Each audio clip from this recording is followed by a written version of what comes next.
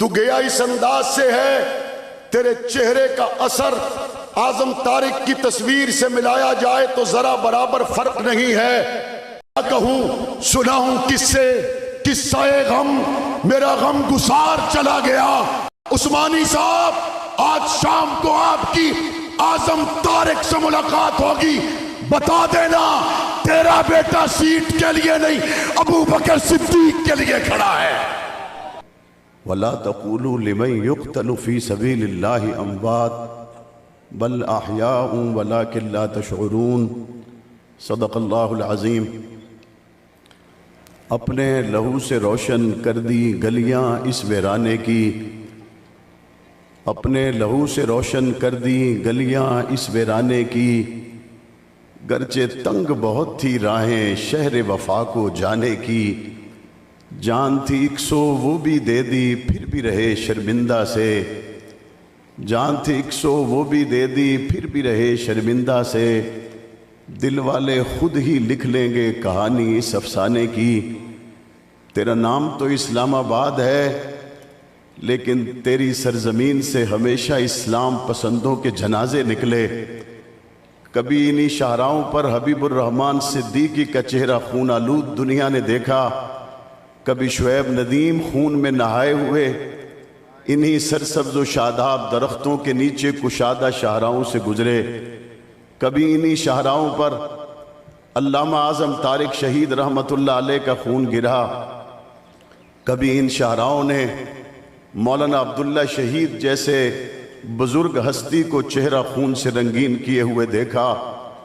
ایک لمبا سفر ہے، کراچی سے کشمیر تک قربانیوں کی ایک لمبی داستان ہے۔ آج اگر کسی جگہ قتل ہو جائے تو سب سے پہلے یہ پوچھا جاتا ہے بھائی وجہ کیا ہوئی، اس وجہ کو تلاش کرو۔ جب وجہ پتہ چل جائے پھر اس وجہ پر غور کیا جاتا ہے، کوشش کی جاتی ہے، اور اس وجہ کو سوچنے سمجھنے کے بعد اس کو حل کرنے کی کوشش انتظامی مشینری بھی کرتی ہے، وہاں کے لوگ بھی کرتے ہیں۔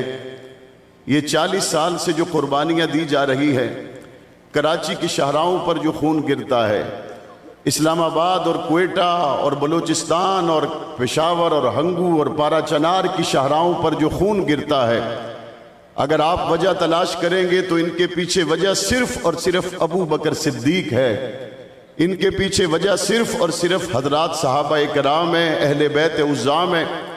گزشتہ کل حضرت ابو بکر صدیق رضی اللہ تعالیٰ عنہ کی محبت میں اجتماع سے دعا اور خطاب کے بعد لوٹنے والے علامہ مسعود الرحمن عثمانی کو جب گولی کا نشانہ بنایا گیا، اور آج علامہ عثمانی کے جنازے میں آپ تمام لوگ آئے، میں نہیں سمجھتا کہ آپ یہاں مولانا عثمانی کو دیکھنے کے لیے آئے، آپ تو یہاں مولانا عثمانی کو اس کی جیت پر مبارکباد پیش کرنے کے لیے آئے ہیں۔ آپ تو یہاں دشمن کو بتانے کے لیے آئے ہیں کہ تم نے گولی اس لیے چلائی کہ تمہارے پاس عثمانی کی دلیل کا جواب نہیں تھا، تم نے گولی اس لیے چلائی تمہارے پاس عثمانی کی بات کا جواب نہیں تھا۔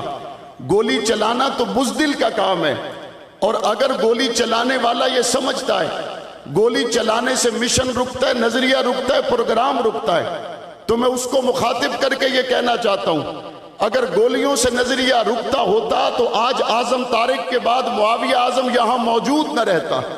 اگر گولیوں سے نظریہ رکتا، یہاں شہداء کے والد بیٹھے، یہاں شہداء کی اولادیں بیٹھی ہیں، ایک بہت بڑی قربانی دینے کے بعد آج اسلام آباد میں علامہ عثمانی کے جنازہ میں پارلیمنٹ کی بات کیا کرتے ہو، وہ تو سنسان ہے۔